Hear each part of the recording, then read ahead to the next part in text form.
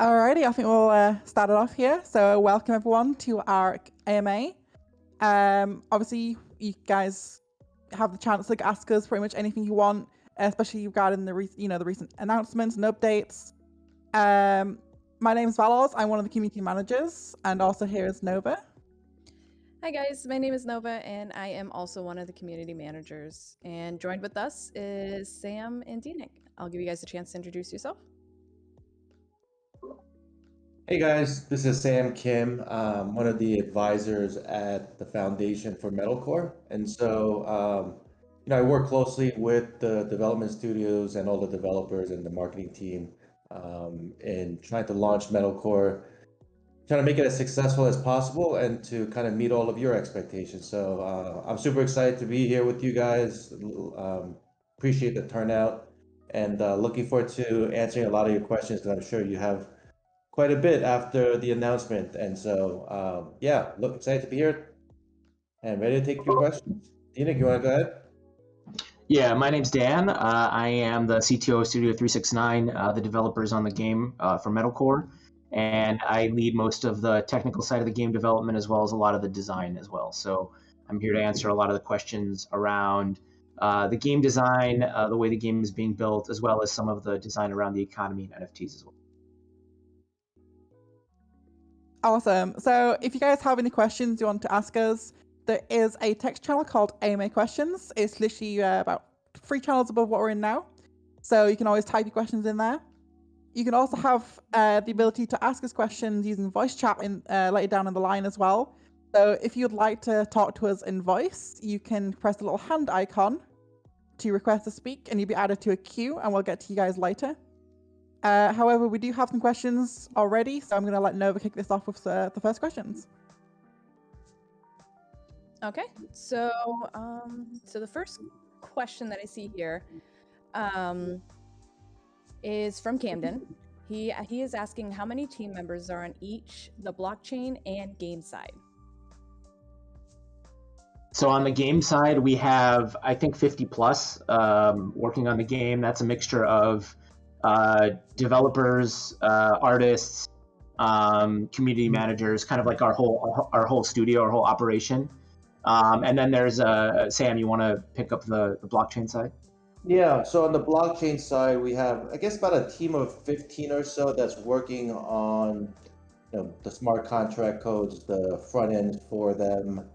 Also working on kind of the publishing platform for this, for everything from distribution to event promotion, marketing, payments, all of that. So about 15 devs there, and then we just added 3 more people, so I guess we're now more like 18. So yeah, that's the team on our end. Okay, awesome. Next question is from Haggle. Not Haggle. On event, he said, "Hi, I am wondering how will the NFTs be handled by the game? What I mean is this: considering that NFTs will represent different mechs, pilots, etc., will they have fixed gameplay values directly contained within the NFTs, or will they simply point to a few lines inside the game's code, which could be updated more easily, say for balancing purposes?" So the NFTs themselves will have fixed stats and components. So those components, obviously, because it's a real-time game, we can't encode the actual gameplay logic in the into the blockchain or anything like that. So there is going to be some portion of logic that occurs, of gameplay logic that occurs in the game client and on the game servers, and therefore obviously certain things like the way lasers fire, the delay before firing, and the arc of missiles and how tight they turn and like how long it takes for them to, like, little things like that. We're gonna be able to update in code, and so those are the cases where we can really change the way things play and feels to balance things out. But in terms of like the raw values, like we don't have any plans to change. Like all that stuff is going to be a part of the core NFTs. We're not going to change like how much damage or how much health a mech or a vehicle has. That stuff is going to be a part of the NFT. All right, awesome. Next question is from In Question. Will there be any pre-sale tokens available to retail investors and people that want to support the game? For example, the ones in this Discord. Yeah, of course, the guys in this Discord are our MVP audience, and so, we obviously wanted to be very mindful and take care of the people who have been early contributors. And so, I've always in the past I've always looked out for the people who are early members, right? They're the ones that stick with us. They're the ones that help us, in developing the community. They help us. They give us feedback as active participants, and they're often the loudest voices that tell us when we're doing something wrong. And I always appreciate that. Like, none of us. The reason we do these like decentralized communities and we do DAOs and we do these types of AMAs is because we're all here working on something brand new and we're innovating, and which means that like we're never going to get everything right on our own in isolation. And so, but I would say that anything regarding like pre-sale tokens, token sales, NFTs, like TGE, all of that, like none of the things are not firmly set in stone. And we are going to be working with you guys before the token sale. It'll be more of an informal structure where we're having these types of sessions and we're learning from you guys. But then, as the tokens are generated, it'll be more through a formal DAO process. So, having said all of that, like, yes, there will be, ways for early members of this community to get access to the tokens. There will be kind of a private and a public component. At least that is what we have intent in mind today. We have not selected a venue for the TGE, IDO, or IEO, or anything like that. And so, these are things I'd love to hear from you guys and work with you guys in defining some of this stuff. And so, I guess that's sort of a long way of saying that we absolutely do want to structure a way that members of this community get access to the token sale in a pre-sale or private sale type of manner. But how we're doing it, I don't know yet, and we'll work together with you on that. Awesome. Hope that answers your question. Next question is from Movie. Is it possible for the Genesis Mint to have a reserved amount for whitelists and rest can go to public sale? In the event of gas wars for Genesis Mint, it does seem a bit unfair to those who have been here a while and have whitelist. Yeah, so I'll take this one again. Obviously, in the Discord, we've been giving out whitelists. Valors and Nova have been, and then the rest of the mods have done a great job in creating engaging ways to distribute those whitelists. And there'll be more as we get closer to the Genesis Mint. There'll be more whitelists given out so that the early members can have, preferential access, and that means in many ways a separate sale where you're not in the quote unquote gas war. Second, we're going to start talking about some of the partnerships that we've announced on Wednesday. Not just the private token buyers like Genesis, like Delphi and Bitcraft and those, but like what we're doing with the guilds and what we're doing with Immutable X, etc. And so you'll see some of those details coming out over the next month or so. And I think that that's going to answer a lot of your questions. But regarding the gas war thing, nobody likes the gas wars, right? I mean, I participate in a number of mints and token sales where the gas just got out of hand, and that's not what this is about, right? Like, we're not doing these things to generate gas wars and hype.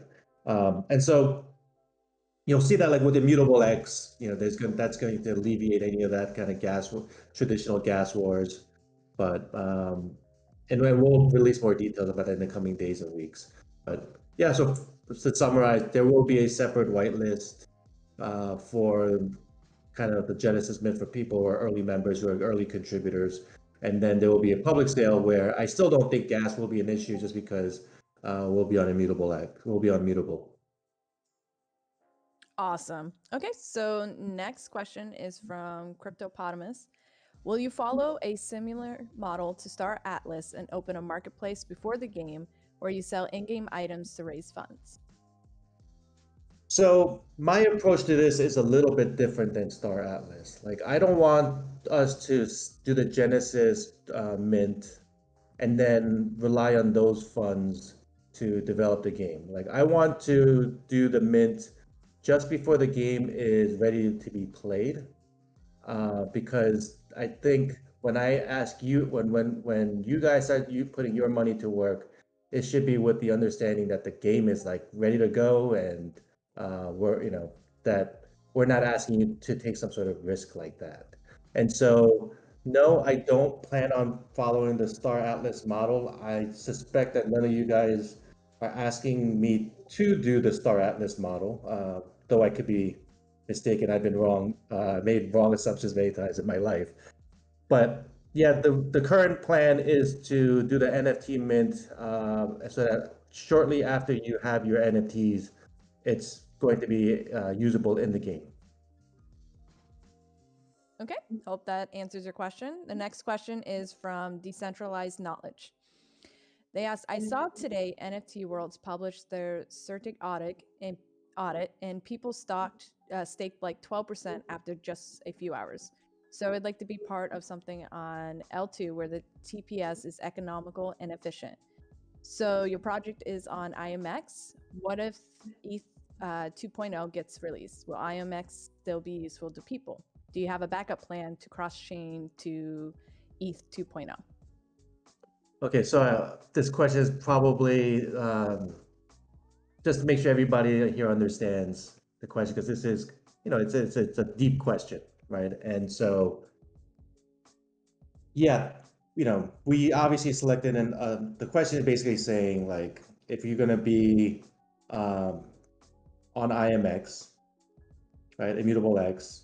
So I'm not quite sure about the staking part, right? But I'll try to understand. I'll guess a little bit what they're trying to say about the staking.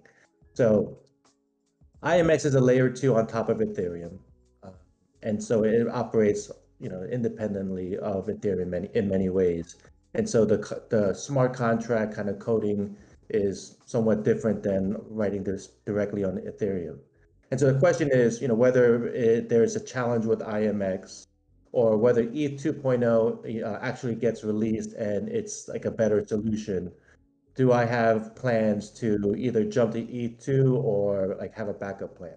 And so my answer to that is that we originally were planning to be on an EVM chain still running Solidity code, right? Smart contracts for the staking vaults, smart contracts for for all of the blockchain related stuff. Before we, did a deep dive into Immutable X and decided to make the switch over. And so what that means is that we have all of the Solidity code already written, and so that's our backup plan. And the reason, if you read the press release, or if you read some of the articles out there, the reason we chose Immutable is that it gives us the best and most cost-effective way to be committed to a viable free-to-play. Because if you think about how many NFTs could potentially be minted in a free-to-play model for this game, where there might be, let's say, 1 million downloads of the game, like that becomes quite large. And even on any layer 1 chain, whether it's Polygon or Solana or anybody else, like that's quite expensive, and it makes free-to-play less viable. And so that's the reason we chose Immutable. And like I said, we'll provide more details down the road. But yes, we do have the backup plan. It's actually fortunate that was initially our primary plan. So where we kind of have the best of both worlds. Okay, awesome. So the next question is from 8M. How far is the team developing? When will the game be launched? What are the empowerments of tokens?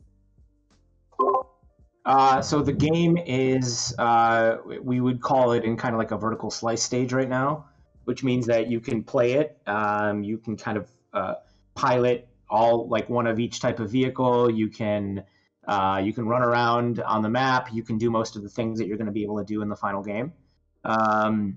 So we're kind of like in mid development.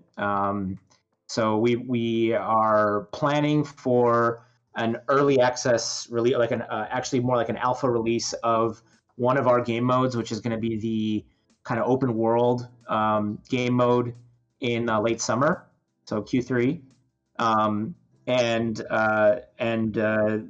the kind of more 50v50 battleground, like session-based gameplay is going to be more like end of the year. So you'll be able to play the game sometime in the summer. Sorry, I lost track of the other parts of that question. Multi-parter. What was the other question? The last question is, what are the empowerments of tokens?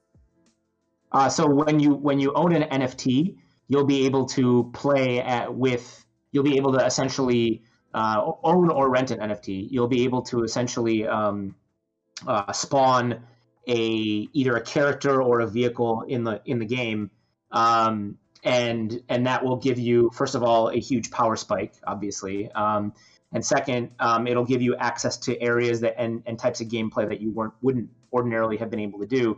As a free-to-play player, you will have the ability to, without owning any tokens and without even being in a guild, without having any access to any lent NFTs, you will still be able to play the game, but you'll be limited to a small number of infantry classes and whatever, there's a possibility that we're talking about internally of having some, half destroyed mechs and tanks and aircraft that you can find out in the field occasionally and pilot them for a little while just to kind of get a feel of what that's like. But in practice, you're going to need an NFT to reliably play with those, and you're going to need those in order for your squad to be able to kind of make it further in the open world. You'll need those for your squad to kind of make it deeper into the higher value areas in the world, where you can accomplish higher end missions, higher end challenges, get better loot, fight better bad guys, and then come away with more high end materials that can kind of transform into better rates on the utility token which we generate, which is called Fab. So the practical economy is going to be you play a bunch, you get a bunch of stuff, you're able to kind of create other stuff with that, and then either apply that to your account in order to upgrade your account, or sell it for kind of turn it into NPCs in the world for Fab. And in order to progress the fastest, you're going to need NFTs to do that. All right, awesome. So the next question is also from 8M, and I think this is a burning question for everybody. How is the private token sale different in Q1? Can we participate? What conditions are required? So just to add a little bit before on the previous question for DNIC, these guys did an incredible job of designing what I think is a gameplay mechanic that combines the best of NFT gaming with the token utility. And so what I love, the part that I love most about it is that you can stake your tokens with your faction or barony in order to generate rewards together. And for me, that's the beauty of these faction or guild-based games. You get to play together, you get to win together, and with crypto you get to earn together. So once again, we're going to have a lot more details about the gameplay and game mechanics, and so you'll get more preview about that. All right, so to the arguably the question that probably most people have in mind is the private token sale. So we did a private token sale for the funds and the backers that we announced the other day. There have not been any tokens generated, but it is a private pre-sale of these tokens, and these are some of the best institutions. Everybody in the gaming space is familiar with Bitcraft and Delphi, given their prominence in promoting and driving blockchain gaming, NFT gaming guilds forward. And so we're super excited to have them be our partner. But there are also great partners that I've had long extended relationships with, like UB Capital, Sanctor, who are I consider them not just token buyers, but also great friends and great supporters. And so this private token sale that we did does not mean that the tokens were generated and distributed. There will be a subsequent sale for the public. And as I mentioned before, we do want to figure out a way to have some sort of private or pre-sale for the early core members of this community. And so look out for more details about that. But once again, we will not do a TGE until the tokens are ready to be used in the game. We're not going to, we want to make sure that there's token utility as close to the game launch as possible. So you haven't missed out anything. There will be opportunities to participate. Absolutely promise. And those of you who are on AMA voice AMAs like this one, we're going to be taking note. We're going to make sure that we're going to do our best to ensure that you guys are long-term members of this community, helping us to not only spread the word and drive this forward, but also help us, right? Like as I read these questions, I understand what's important to you guys, right? I'm starting to understand more and more. So please keep it going. Awesome. I hope that answers a lot of people's questions. So the next question is from Ghosty. We know that the NFT supply is 10,000. So how many whitelist spots will be available to earn and be distributed evenly? Also, will there be any public sale? So we haven't figured out exactly how many whitelist spots we're going to give out of the 10,000. So that's TBD, but there will be obviously a separate whitelist spot for a pre-sale. And yes, there will be a public sale. And yes, we want to do this in a way that's going to not result in gas wars. And for right now, that solution is that it's on immutable, which is a gasless solution. Okay, awesome. So the next question is, and I think this just reiterates, but just MTG asks, where is this project NFT be launched on? OpenSea or Immutable or different? So the initial token mint, the Genesis mint, in all likelihood will be on Immutable.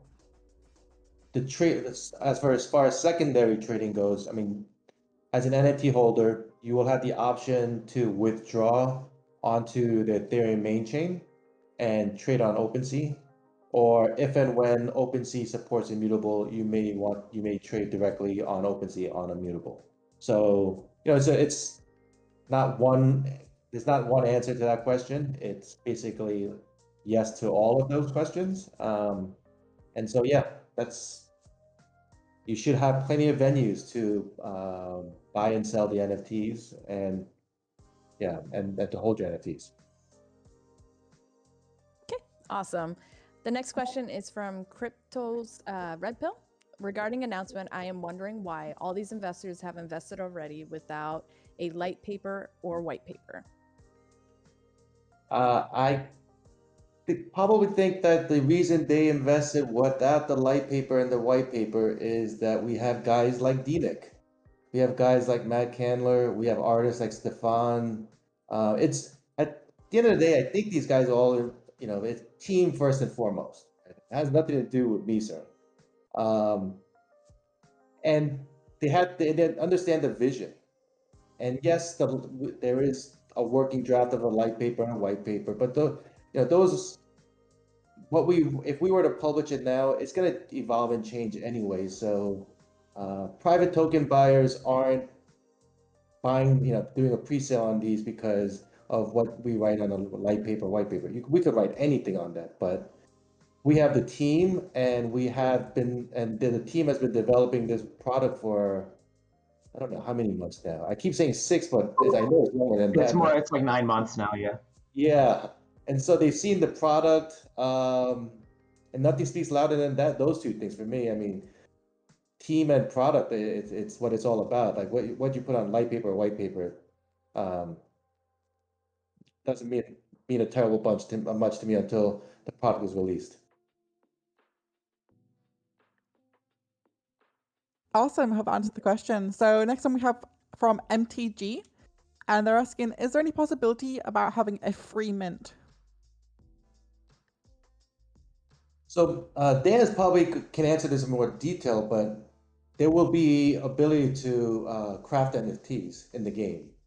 So it won't be like a free mint where we just give it to you for no reason, but if you play the game and you do all those things, like you should be able to mint it. And you want Yeah, to there's a pathway for quote unquote free to play players to start playing the game and eventually earn their way into owning an NFT and earning fab. Obviously, when you play free to play, you're going to have access to a very limited number of essentially infantry loadouts that you can play as. You won't have access to a lot of vehicles and stuff, and that will severely limit your like rate of earning. But you after kind of leveling up to the point where you can earn fab tokens, you can take certain quests, certain challenges. All of that will come with a deep progression that we have in built into the game itself that is not really blockchain related. Like if you theoretically, what you could do is just play as a free to play player, never withdraw your fab, and then we want you to still be able to like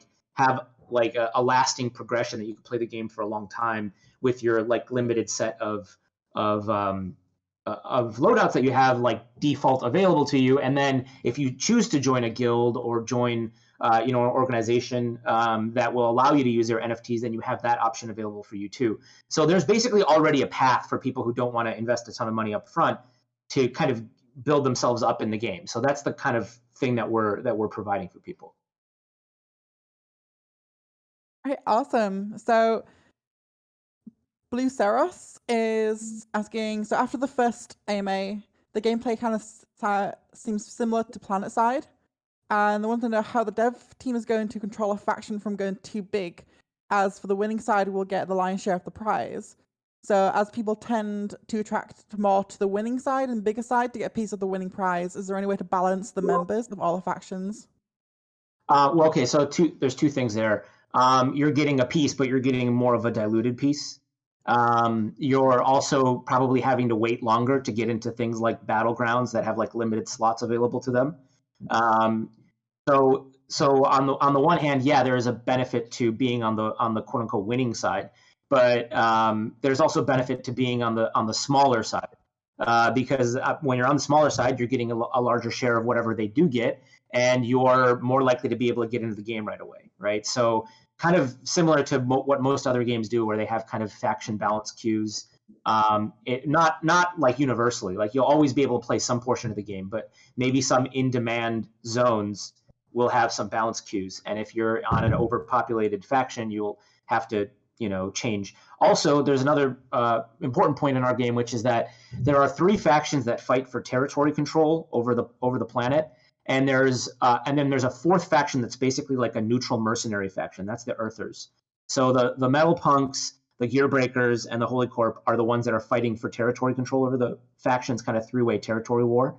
Whereas the Earthers are the ones that can kind of join any team at any moment at like lower priority. So what that means is that the Earthers will be the ones who, if one of the factions is overpopulated, and no more people can join on that faction, the Earthers will naturally be like, well, I'll play on the other one today. So and we have the means on the back end too as well to change, to tweak. This is like something that this is a parameter of our smart contract that hopefully with the involvement of more like DAOs and self-governance amongst the players, we'll be able to let players take control over things like what is the weekly earnings per faction for the faction war based on results, and hopefully they can we can find a good balance for like, well, you do get some benefit for being on the winning side, but it doesn't so vastly outstrip the losing side that nobody wants to be on a smaller team, right? So there's a lot of ways that we can do that. Thanks for not asking me that question. Thanks, Dan. Yeah. Awesome. So, Liu Seng, sorry for butchered your name. Is there a scholarship program, and if so, how can I join get a scholarship in this game? So we don't. Go ahead.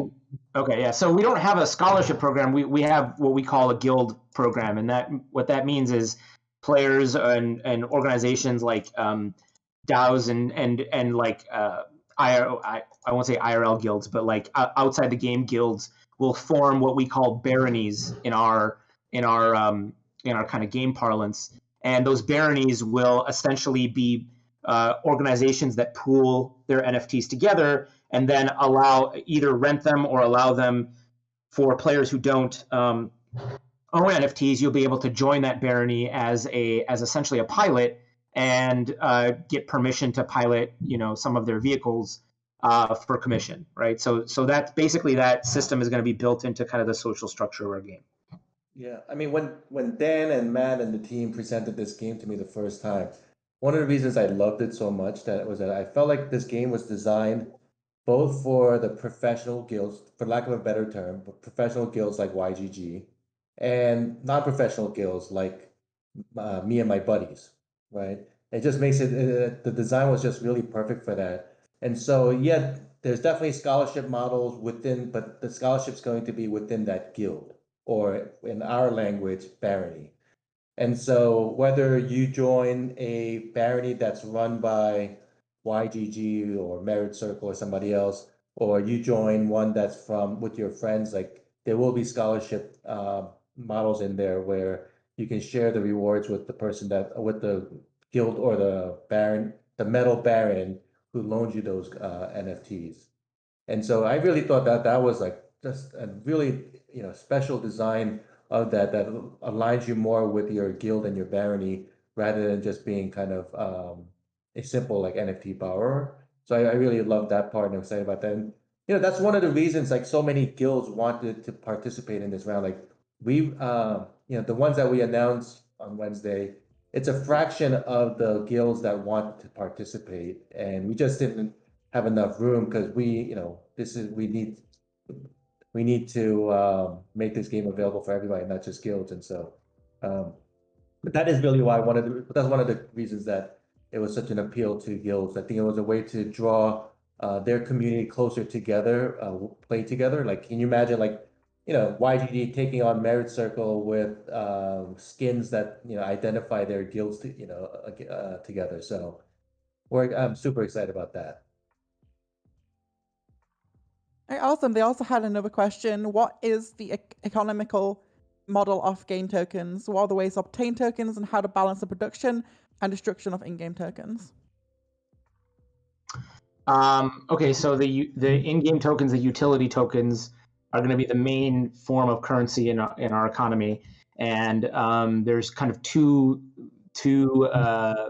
kind of there's the inputs and the outputs of the economy, right? So the inputs being how you earn those tokens and how those tokens flow into the hands of the players. Besides obviously trading amongst yourselves, it's basically going to be playing the game. So the more you play, the more tokens you're going to earn.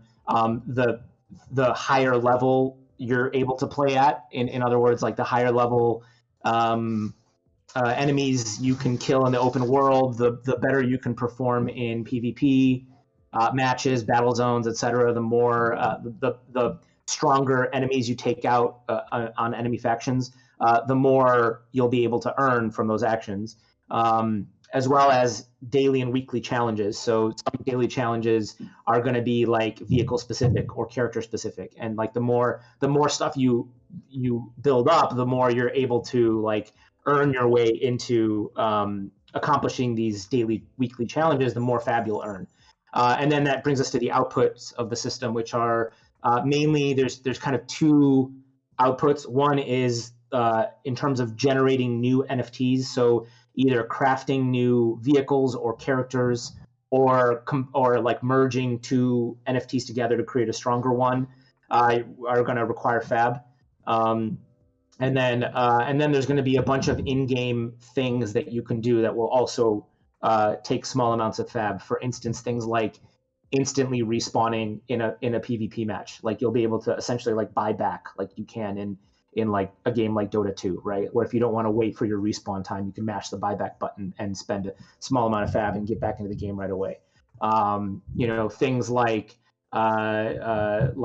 teleporting around the world, right? Might, as opposed to like hoofing it or flying in your aircraft, might take a small amount of fab. So there's going to be like some drain, so as what we call them sinks in the economy for players that are just kind of convenience things that are just kind of a part of the game that give you maybe a very slight like strategic edge, but don't kind of make the difference in terms of like fights. But then there's going to also be, the advancement of your portfolio of NFTs. Yeah. Also, in terms of like, sorry, go ahead, Dan. I was gonna say, hopefully that answered the question. I mean, the economy, the question of how the economy works is an extremely like deep, and a complicated question. So like, if you guys have like specific questions around that, I'm happy to answer that too. Yeah, I mean, the in-game token stuff is very, there are a lot of layers to it.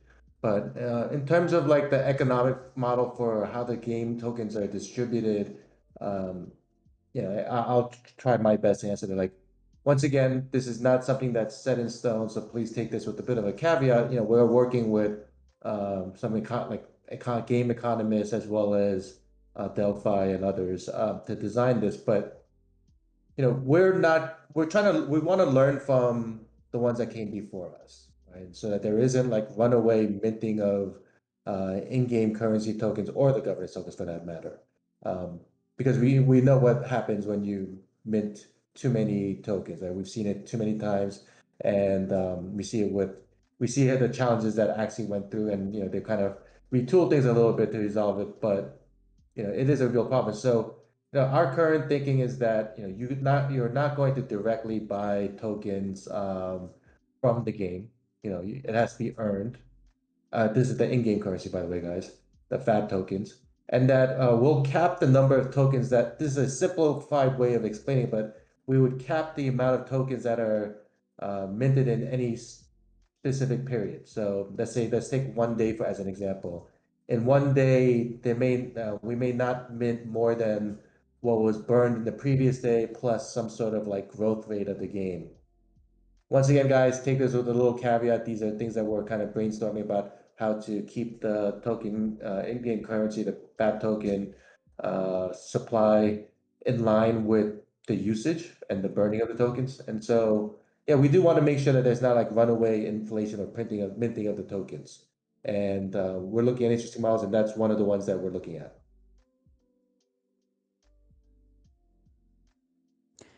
Awesome. So we have a few questions from Gully, which are probably more in regards to the recent announcements a lot of people have been asking about. So what are the kind of the obligations of the recent private investors, like lockup periods, discounts, etc.? Yeah, so I'll give you the lockup periods, the discounts and stuff. There's no discount. It's just what they paid. There isn't we haven't set any terms for the public sale yet, but they all have very long lockup periods. I believe we'll put this out in the white paper when it comes out, but I believe if my memory serves me correctly, there's a small unlock after 6 months, and then small unlock after 1 year. And then it's quarterly for the next I forget what the period is. So we'll put that on paper, on the white paper once it's when we release the white paper, but it's something along those lines. I believe 6 months small unlock, 1 year small unlock, and then quarterly. Also, I hope that answered the question. They also wanted to ask about will my whitelist only give me vehicle mint or not? It's not clear from the new roadmap, obviously, because since pilots have been added before vehicles now. Yeah, so we're right now and this might change, by the way. We haven't fully locked it in, but our current thinking, which is probably like most likely going to happen, is that we're going to have 4 separate Genesis mints, one for each category of vehicles. So we'll have one for ground vehicles, one for mechs, one for aircraft, and one for characters, which are essentially like upgraded infantry characters, which either specialize in piloting a certain type of vehicle or in like ground-based combat, infantry combat. So the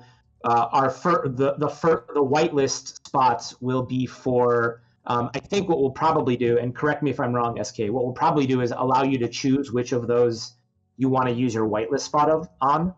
So we'll give out a certain number of whitelists, and we'll say like, if you want a whitelist spot for the mechs, if you want to use your whitelist for the mech mint, then you can do that, or if you would rather get an aircraft, you can use it on that one. I'm not 100% sure on that. It might just be that we choose the first mint and allow you only whitelist on that first mint, but that's still a little bit up in the air. But that's how we're going to do the minting. Yeah, I think this is a prime example of where we'll take input from you guys. You want to make sure that I'm sure you want to make sure that you have access to mint, but you also want to increase the chances that you have access to a mint. And so should you get, how should the whitelist be allocated? My thought was just more random, by randomly choosing between the various mints which whitelist spot the person gets.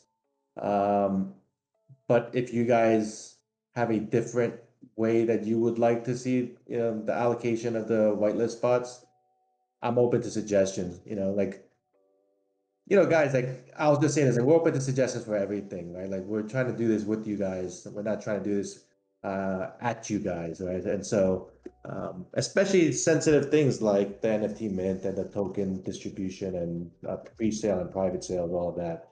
So, I think right now our thought is that it'll be random, but if you feel differently, please let us know. This is probably a great time to mention we do have a feedback channel where you can place any of these kind of feedbacks and suggestions in for MetalCore just in general, so please make sure to utilize that as well.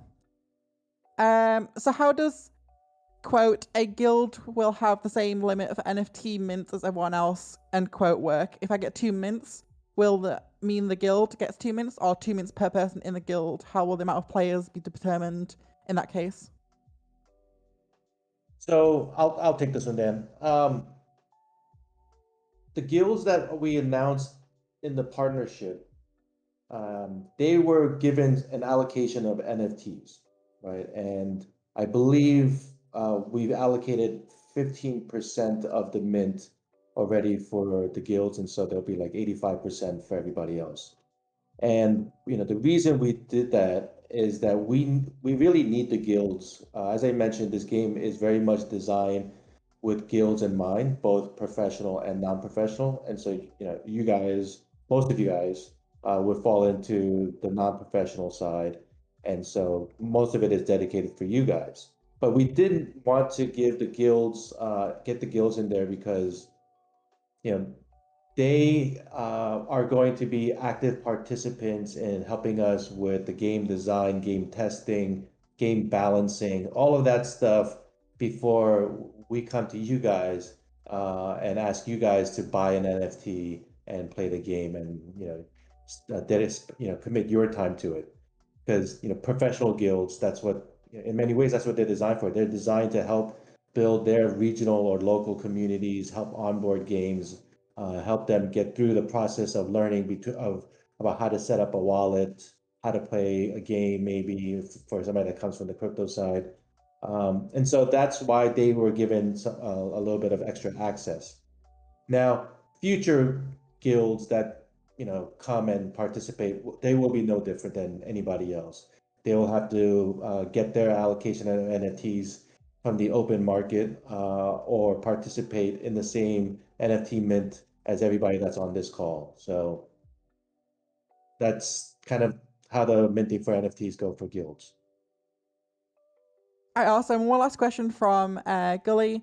What are the limited edition Genesis mints? If they're going to be public, is it meant to be for early supporters? What will prevent botting here?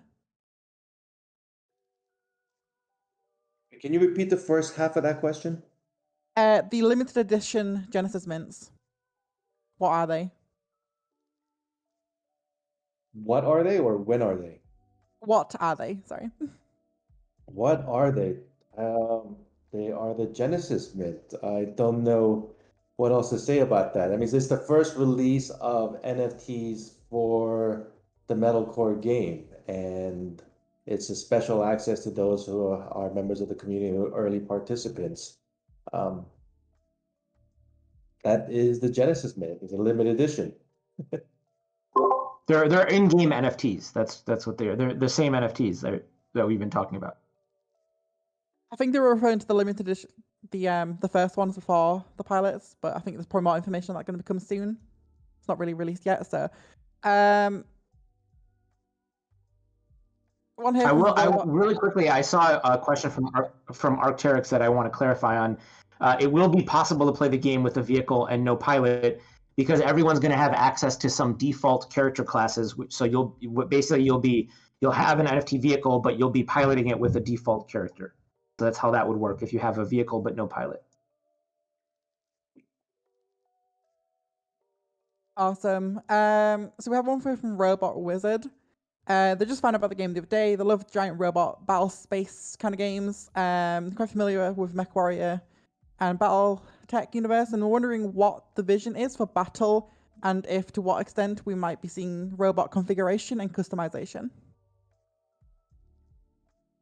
So so just to clarify, it's not just a mech game, right? So there's going to be mechs, there's going to be tanks, there's going to be aircraft, and there's going to be foot soldiers. So in terms of what you would see out of a battle, I mean, it can be anything from a kind of a corridor-based, mano a mano, like FPS shooter between two infantry characters, to like battle lines of mechs and tanks and aircraft all like pummeling each other. So that there's going to be all kinds of different ways that you can play and experiences that you can have. I would kind of draw attention to games like PlanetSide 2 or games like Star Wars Battlefront, stuff like that, where you have so many different modes of play that are kind of interacting with one another. We're kind of aiming for it to feel something like that. Awesome. Have answers the question. Regarding the configuration of mechs, the NFTs themselves, when they're minted, you're going to get a certain class of mech, and then that class of mech might have a bunch of different configurations, and that'll be built into the NFT itself. So that when you mint an NFT, it'll kind of come preloaded with a configuration of the components and et cetera that are on it. We've talked about we're not going to allow players to customize that per se. What we will allow players is to do things like upgrade tech trees for various mechs to allow them to kind of tailor their experience to the way they want. But you're not going to be able to swap a rocket for a minigun on an NFT. Like, that's just going to be the weapon that's on it. What you're going to be able to do is, if you want, you can merge two, like, let's say you have two different mechs of the same class and type. You can merge them together and get a level 2 version of that. And that one will, depending on which one you like more, like if you have two of them that have two different configurations, but they're the same class, you can pick the one whose configuration you like better, and then use the other one to kind of to burn that NFT to level up the one that you like, if that makes sense. So there's kind of like a way to, if you don't like a certain configuration of NFT, then that's the one that you're going to use to kind of merge and level up your other NFTs. Okay, cool. So we've got one here from Brewmaster. Is there any limit on buying coins? Or tokens, should I say? Is there a limit on what? Buying coins / tokens. In the public sale, when we do the TGE, we haven't figured out the mechanics yet. So there will be, a pre or private sale for whitelisted people, as you guys have expressed that interest in that. And then what happens at the TGE and the public sale, that's kind of somewhat TBD. Once the TGE happens, the game, we are not minting and selling in-game tokens directly from the game. Also has answered the question. So we are kind of running a little bit out of time. So if we don't get to your questions, I do apologize. We'll be doing other AMAs in the future as well. We are going to pick a few that we want to get answered quickly. Rania here is asking, what will be the minimum hardware specs for playing the game? We don't have minimum specs. I would recommend essentially a GPU and a CPU from sometime within the past 4 years.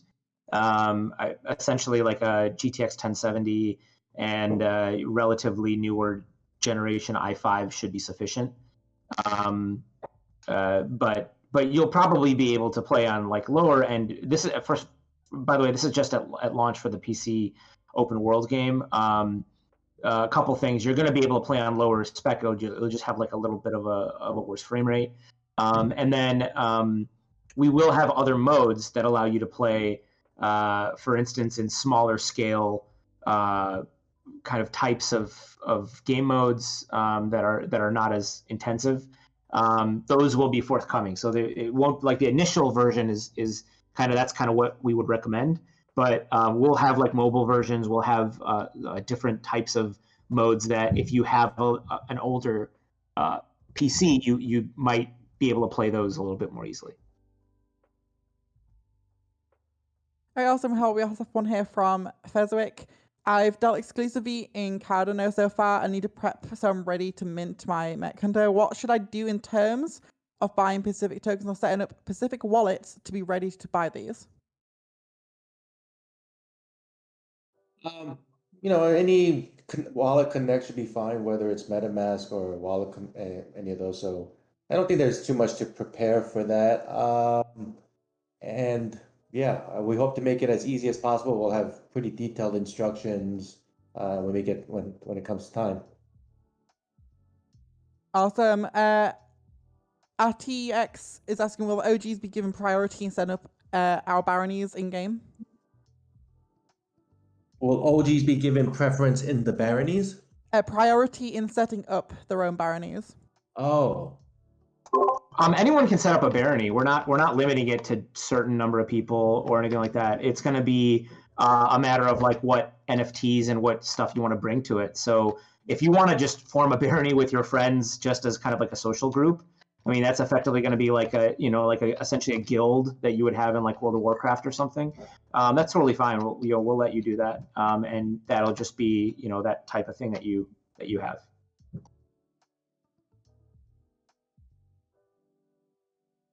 There's also another one here from RTX. Will there be limited edition NFTs have any special characteristics or benefits above irregular ones? We don't 100% know what they'll be yet, but yes, there will be like certain configurations that are only available in the limited edition Genesis mints. For instance, some legendary NFTs will only be available for mint, and they won't ever be available to craft. And so you have a shot of getting one of those just kind of naturally from minting. And there's going to be things like that where like certain configurations of certain types of vehicles are only available in that Genesis mint, etc. So it's going to be like mostly like rarity related stuff that you'll see more often in a Genesis mint than you'll see. You won't be able to craft some certain things of certain types of rarity.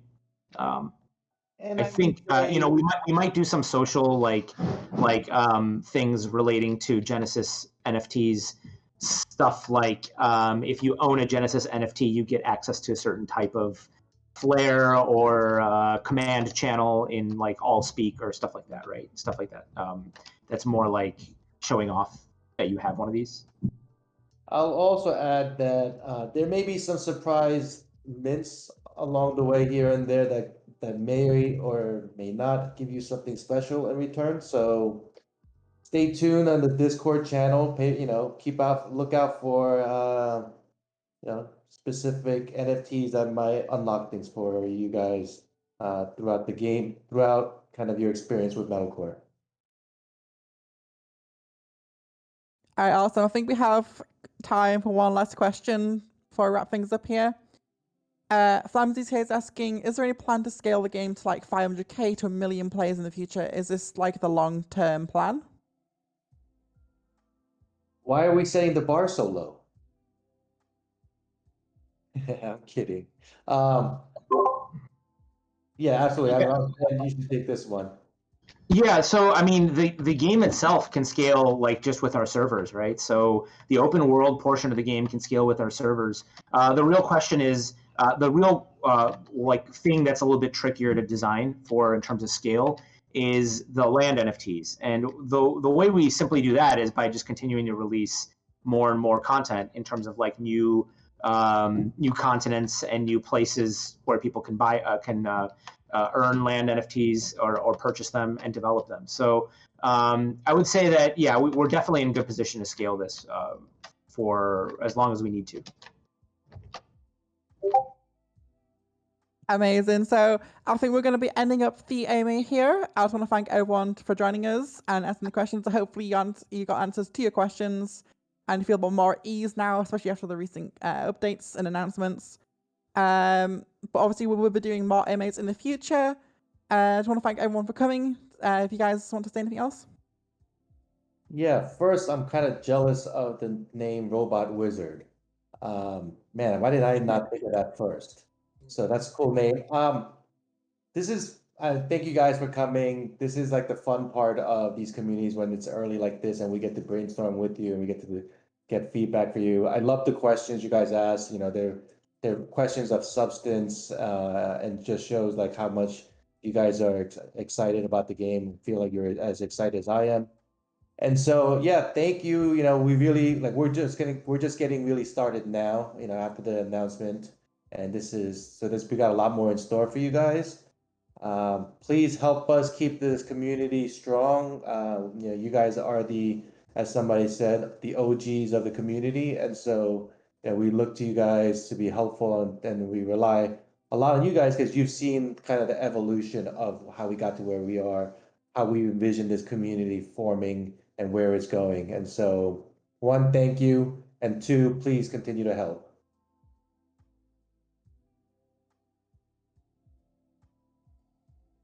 All right, awesome. Well, I'll catch all of you next time. Have a good one, everyone. Have a great day, everybody. Thanks, guys.